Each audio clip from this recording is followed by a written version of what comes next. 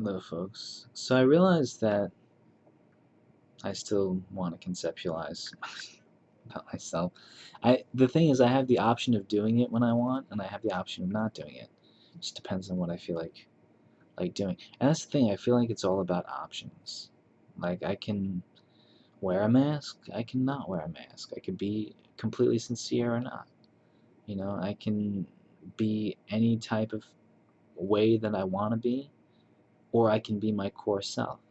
I definitely recommend finding your core self, because when you go through when for me, when I went through life acting constantly and believing that my core self, believing that the character that I was being was actually my core self, that is detrimental, because when a defense mechanism becomes a substitute for your core self, then you have very little freedom to do anything.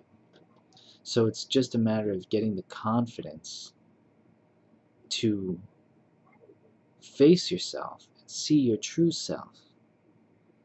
And for me, I judge my true self in a way, because I don't hate it. I don't judge it in like an I dislike it kind of way. But I say my core self is pretty boring, and that's okay. I'm fine with that. My core self can be boring. It doesn't have to be the most interesting thing, but it's useful to see. It's useful to know. But now I realize that I do wanna put on some masks now.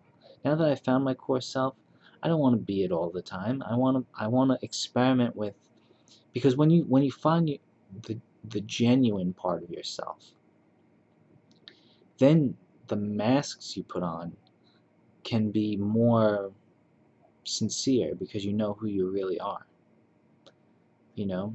And I like acting.